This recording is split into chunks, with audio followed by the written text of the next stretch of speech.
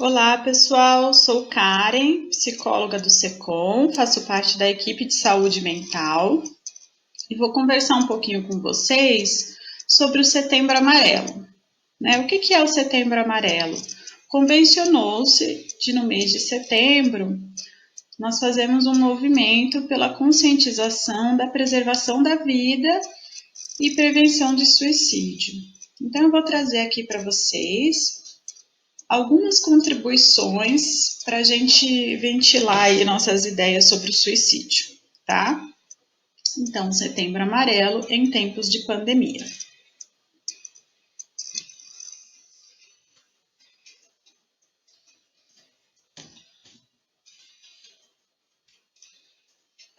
Bom, o boletim epidemiológico mais recente do Ministério da Saúde, ele traz a seguinte definição de suicídio. Constitui um fenômeno complexo e envolve múltiplas esferas da vida, relacionando-se com fatores que vão desde os de natureza sociológica, econômica, política, cultural, passando pelos psicológicos e psicopatológicos, até os genéticos e biológicos. Ou seja, gente, o suicídio ele é um fenômeno multideterminado, né? Ele tem vários atravessamentos. Então, como a própria proposta do Ministério, da gente olhar aí para aspectos sociais, culturais, econômicos, políticos, eu vou primeiro trazer um panorama de como que estão algumas questões sociais no nosso país, que são muito importantes e que têm impactos nos nossos índices de suicídio, e depois a gente vai afunilar e falar mais um pouquinho sobre os aspectos psíquicos, ok? Então, Setembro Amarelo, a gente está falando de preservação da vida, né? Então, a gente precisa se perguntar um pouquinho, de que vidas a gente precisa preservar, né? De que vidas nós estamos falando, né? Como é que anda a vida dos brasileiros? Então, eu trouxe alguns dados que são muito importantes a gente dar visibilidade para eles, né? Então, o Brasil é o país que mais mata a população trans, né? Só até agosto esse ano a gente já teve mais mortes de pessoas trans do que 2019 inteiro. Depois, no final, deixo as bibliografias, quem tiver interesse, tá? Dos relatórios que eu fui tirando as informações. Tem meu e-mail também, que quiser entrar em contato, tá? O Atlas da Violência de 2020, ele traz várias informações, Eu selecionei aqui uma fração mínima de alguns dados que a gente precisa olhar, Então, a gente teve na última década, de 2008 a 2018, um aumento de quase 12% dos homicídios das pessoas negras, Do ano de 2018, do total de vítimas de homicídio, 75% eram negras. A cada 2 horas, uma mulher é assassinada no Brasil, e 68% delas são negras, E a cada 6 horas e 23 minutos, uma mulher é morta dentro da sua própria casa. Então, estatísticas muito tristes, gente? Eu gostaria de não precisar falar disso, Até eu já recebi muitas críticas de quando sou convidada para falar sobre o Setembro Amarelo, de que é uma palestra chata, é pesado, mas não tem como ser legal falar de suicídio, Não tem como eu vir aqui e fazer isso ser divertido. A gente precisa olhar para dados que são difíceis mesmo de engolir, mas que se a gente se propõe a refletir sobre suicídio de uma forma séria, de uma forma responsável, a gente precisa olhar para o nosso cenário, O que está acontecendo no nosso país, do nosso lado, dia após dia.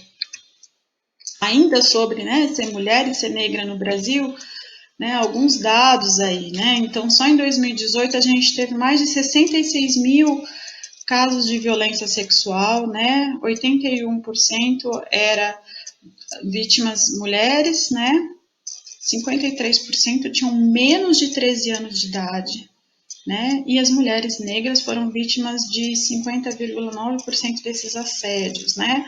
Um outro relatório lançado esse ano, A Cor da Violência, também traz que em 2017 as mulheres negras sofreram 73% de casos de violência sexual registrados no Brasil, né? E de 2009 a 2017, o número de mulheres negras vítimas de estupro aumentou quase 10 vezes. Ou seja, né, tem muita gente sofrendo violência. Além disso, a gente está vivendo esse ano, né, uma singularidade que é a pandemia do Covid, né? Isso implica em quê? Né? Hoje, estou gravando essa palestra, hoje é 20 de setembro, pelo que eu consultei na internet, a gente tem 136.895 mortes por Covid-19, né? Além dessas mortes, né, a gente tem, então, 136.895 famílias vivendo um luto por Covid-19, né? Fora tantas e tantas outras pessoas que estão hospitalizadas, né? A vida com a pandemia implica no distanciamento social, implica em trabalho remoto, implica em aula online, né? E isso traz alguns impactos, né? Isso tem aí alguns atravessamentos. Aproximadamente 30% dos lares do Brasil não tem acesso à internet, né? Então não é todo mundo que tem acesso à internet. Uma outra pesquisa mostra que 15 milhões de brasileiros das áreas urbanas não têm acesso à água, né? E se a gente fala que a melhor forma de prevenir a transmissão é a higiene das mãos, né? Fica difícil fazer isso se a gente não tem acesso à água. 25 milhões de brasileiros das águas rurais também não têm água dentro das suas casas. Os estudos mostram que a violência doméstica aumentou muito, né? Então, na França triplicou, na França teve um aumento de 30%, triplicou na China, foi errado o PowerPoint.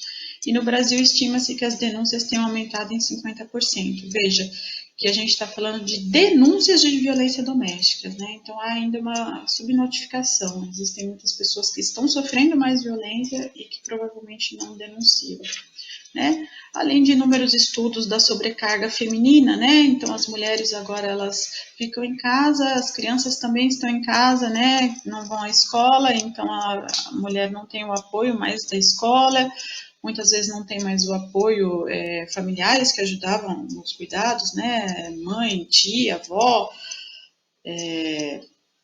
e o trabalho remoto e o trabalho doméstico, enfim, né? As mulheres estão com uma sobrecarga importante. Como a gente está falando, né, de uma universidade, eu achei interessante trazer aqui também, né, mulheres pesquisadoras que estão sentindo isso, né? Houve também queda na submissão de artigos científicos produzidos por mulheres. E no mundo, né? Como é que é o suicídio no mundo? A gente tem, né, uma estimativa de que mais de 800 mil pessoas tiram a própria vida por ano, né, e que é a segunda maior causa de mortes de jovens de 15 a 29 anos. No Brasil, as estatísticas mostram que 11 mil pessoas tiram a própria vida por ano, em média, que é a quarta maior causa de morte entre jovens de 15 a 29 anos, né, a terceira maior causa entre homens e a oitava maior causa entre as mulheres. A maioria das tentativas de suicídio, elas são feitas por mulheres, como esse gráfico mostra, né? Então, 69% das tentativas são feitas por mulheres. Porém, os óbitos, a maioria deles são de homens que morrem por suicídio, né? Mas por que isso, Karen? As mulheres tentam mais e os homens morrem mais, né? A gente vê aí um reflexo, né, das questões de gênero, né? Do que é ser homem no nosso país, do que é ser mulher, né? Então, até mesmo nas formas de tentar o suicídio, a gente vê diferenças, né? Então, os homens, eles acabam usando métodos mais letais, como o uso de armas de fogo, como enforcamento, né? E as mulheres, por sua vez, elas acabam fazendo uso de formas não tão letais, né? Como a ingestão de medicamentos, né? Que é a intoxicação exógena.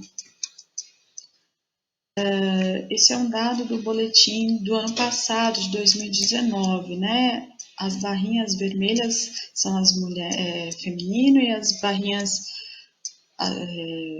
azuis é masculino, né? Ela está falando o quê? A proporção de notificações de tentativas de suicídio. Então a gente observa que as mulheres elas já começam a tentar o suicídio bem antes dos homens, né? E isso diz um pouco também, né? De como a nossa sociedade se organiza, né? Então as mulheres muitas vezes desde muito novas elas já começam a assumir papéis de cuidado, né? Então cuida dos irmãos mais novos, ajuda a mãe a fazer os trabalhos domésticos, né? A gente viu lá nas estatísticas no começo da minha apresentação, né? Que temos também muita violência contra a mulher, né? Então isso também vai aparecer no início das tentativas. Né? Então esse gráfico aqui, né? Como eu já adiantei ali, a gente está falando o quê? Das formas de tentativa de suicídio, né? Aqui é a proporção de óbitos. Então a gente vê, né? A primeira barra significa masculina e a segunda feminina, né? Então tá vendo que medidas como enforcamento e arma de fogo, os homens acabam tendo mais óbitos, né? E as mulheres por intoxicação exógena. Outro dado importante que a gente precisa olhar é sobre a mortalidade de idosos, né? Que ela vem aumentando. Então a gente pode ver que a população de 60 anos ou mais está cada vez maior. Essa proporção analisou do ano de 2011 a 2016. O que isso mostra, né? Será que a nossa sociedade ela está organizada com espaço para o idoso, né? Como é que está? Qual o lugar social que é dado para o idoso no nosso país, né? Será que o idoso ele tem voz, ele tem sido considerado? Né? E outro dado muito preocupante é que tem aumentado muito a mortalidade na população indígena, né? Então, olha só, gente,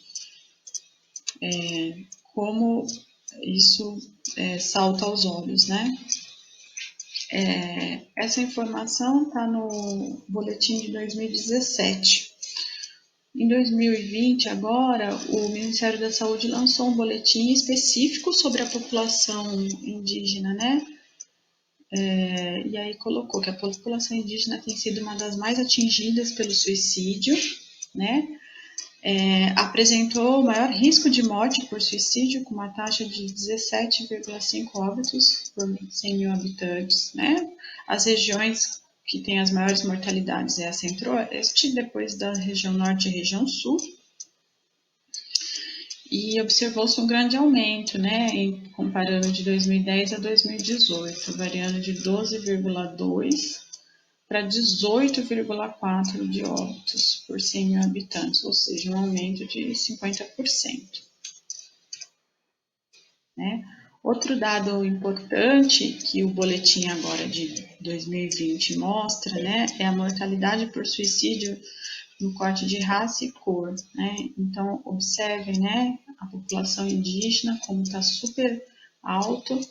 Depois a gente tem a população branca e negra quase empatada, depois a população amarela. Esse gráfico já é do ano passado, do boletim do ano passado, né? Óbitos por raça e cor da pele, né? Então, a gente vê, né, que a proporção de óbitos por intoxicação exógena, né, ela também está muito alta, na população negra. E isso não é à toa, né? Por isso que eu trouxe lá atrás aqueles dados, né, do quanto a gente vive em um país que é racista, né? O racismo ele é estrutural, né? E isso vai se repercutir também nos índices de suicídio, né? Outra coisa, né? A situação no mercado de trabalho. Então, estar desempregado também. A gente vai ver, né? Que as pessoas, as tentativas de suicídio por intoxicação exógena também são maiores nas pessoas que estão desempregadas, né? Então, o trabalho pode ser um fator de proteção, gente, para o suicídio. Eu brinquei aqui, né? All you need is love, né? Porque, né? As estatísticas têm mostrado que as pessoas casadas em união estável, que têm um companheiro, companheira, né? Elas têm uma proporção menor de óbitos por suicídio, tá? Do que quem está sozinho. Claro, né? Não basta estar com alguém, tem que ser um relacionamento saudável, senão a gente cai também naquela estatística da violência doméstica. Aqui eu trouxe um pouquinho alguns dados de Campinas, né? Então, Campinas acompanha isso que eu estou trazendo em relação aos índices do Brasil todo, né? Então, aí a gente está falando de sexo e faixa etária, né? Então, ali a população a rosa é a feminina e a azul é masculina, tá? E a gente está falando de um gráfico que são tentativas de suicídio. Tá? Observem que eu não estou falando de óbitos. Então, vocês veem que em todas as faixas etárias, as mulheres estão tentando mais o suicídio. Né? E aí a gente cai naquela discussão da sobrecarga, do machismo, do patriarcado. Né? Por que as mulheres estão tentando tanto se matar? Né? E aí, quando a gente olha para a taxa de mortalidade, a masculina é maior, que é a linha azul, tá, gente? Né? E aí a gente volta, né? Até existem formas de ser homem, né? Então, os homens, até mesmo na hora de tentar o suicídio, né? Eles tentam por vias mais agressivas. E afinal, né? O que leva alguém a cometer o suicídio? Existem vários modelos teóricos, modelos explicativos, né?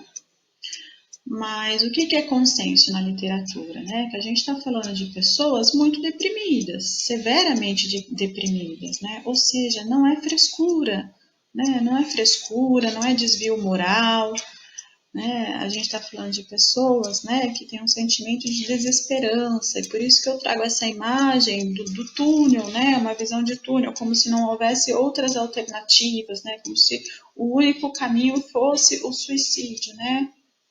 Um sentimento de desesperança, uma dificuldade em resolução de problemas, né? Um humor muito deprimido, às vezes até com comprometimento na memória. A pessoa tende a só se lembrar de situações de fracasso, né? Às vezes a pessoa ela tem até histórias de sucesso, de conquistas na vida, né? Mas ela tende a se esquecer disso, né? E aí eu trouxe algumas frases para vocês ficarem em alerta caso ouvirem de alguém, de algum familiar, de alguém que trabalha com vocês, de algum colega, né? Que podem sinalizar uma pessoa com ideação suicida. O que é a ideação suicida? É o pensamento suicida, né? A pessoa que está pensando em se matar, né? Ah, eu estou pensando besteira. Ah, acho que a minha família ficaria melhor se eu não estivesse aqui. Ah, eu sou um peso para os outros. Eu estou com pensamentos ruins. Era melhor que eu tivesse morto. Ah, eu não aguento mais. Ah, as coisas não vão dar certo. Não tem saída, né? Eu preferi estar morto. Então, se ouvirem algum tipo dessas frases ou frases semelhantes, opa, acende aí uma luzinha de alerta, né? Isso significa, Karen, que a pessoa necessariamente vai tentar o suicídio, né? Não.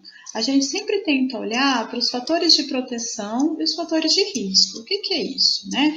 Existem alguns fatores de proteção que diminuem a probabilidade da pessoa tentar o suicídio. E existem alguns fatores de risco, né, que eles favorecem a ocorrência de um suicídio. Isso não significa que necessariamente a pessoa vai se suicidar, né? Mas são fatores que aumentam a probabilidade. Então, a nossa ideia é sempre fazer o quê? Maximizar os fatores de proteção e minimizar os de risco, né? Então, quais são os fatores de risco? Né? Uma pessoa que vive muito isolada, a pessoa que está passando por acontecimentos estressantes, né?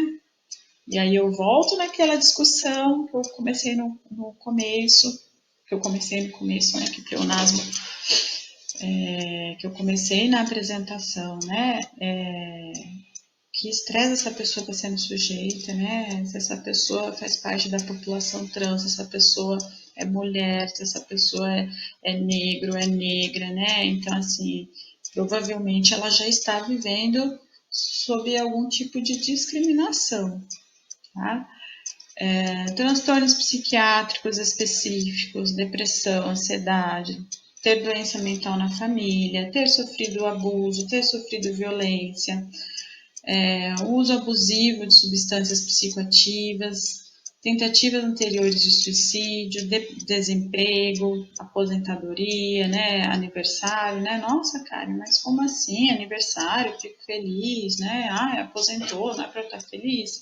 Não necessariamente, né, às vezes essas datas são datas que são difíceis da pessoa lidar, né, isso remete a ela algumas questões difíceis de ter que lidar, ter que elaborar, então não necessariamente estar aposentada é ser feliz, né? Até porque muitas vezes a pessoa aposenta, ela tem uma série de cortes, né, no salário, cortes de benefício, às vezes ela perde um lugar social importante que ela tinha, né? Então não necessariamente, tá?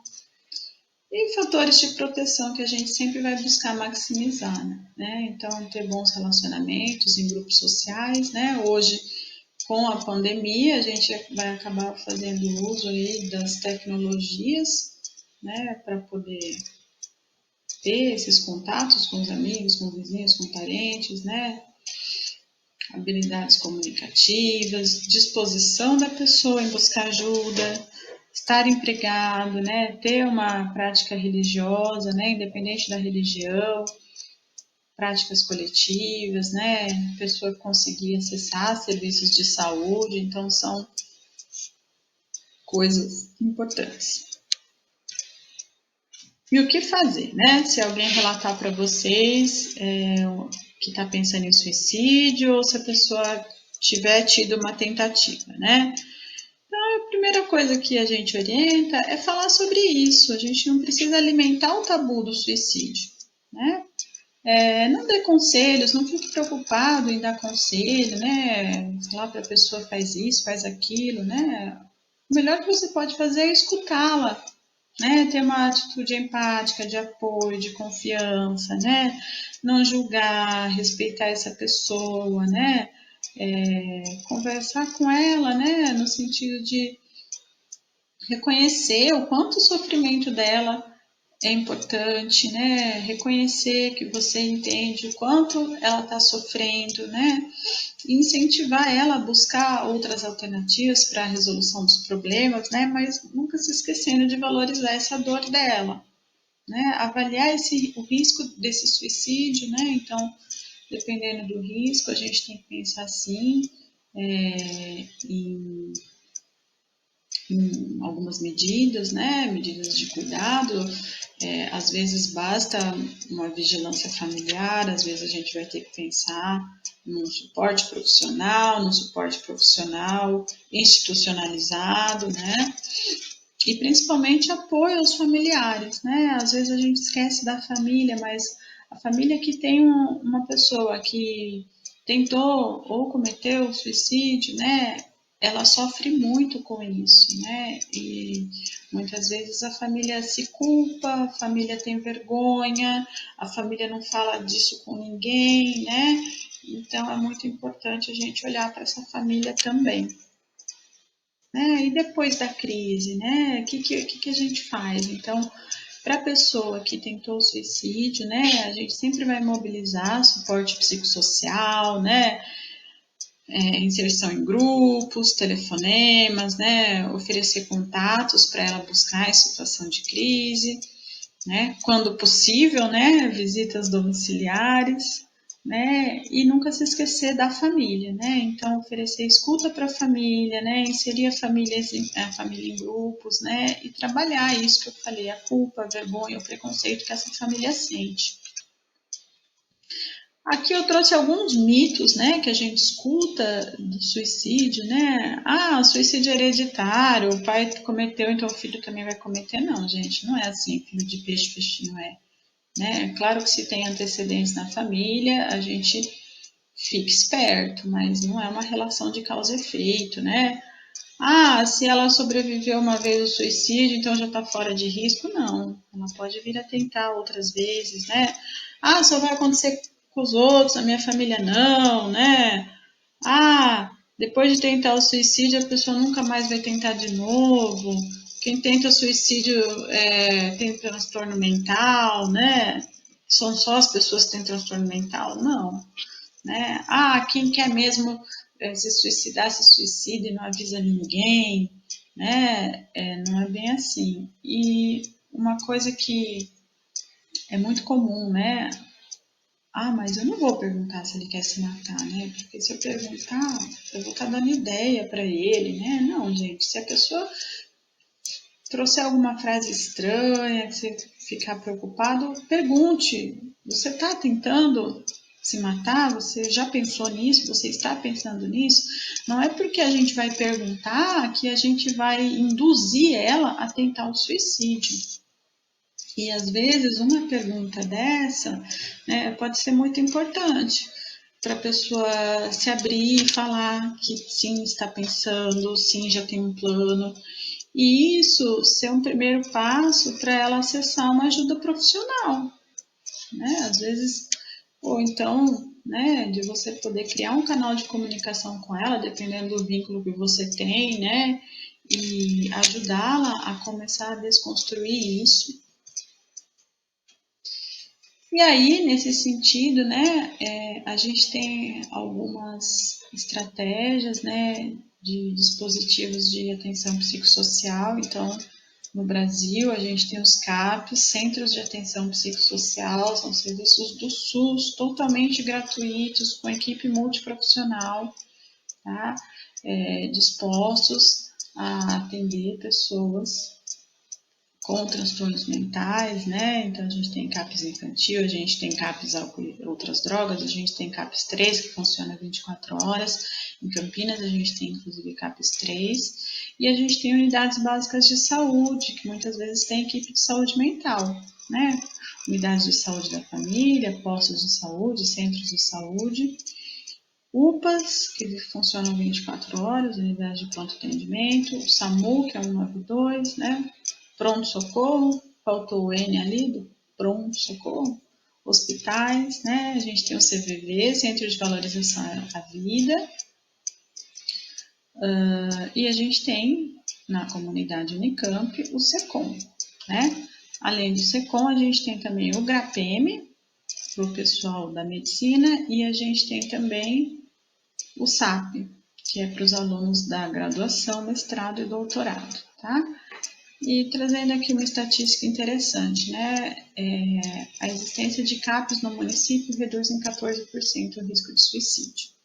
Tá? Então, se você observa, né, que alguém da sua família, algum colega tá com ideação suicida, tá precisando de suporte, mas não pertence à comunidade Unicamp, não tem problema, busca alguma dessas alternativas que eu dei aqui, né? CAPES, UBS, USF, né? Se a pessoa tiver acabado de tentar, é UPA, é pronto-socorro.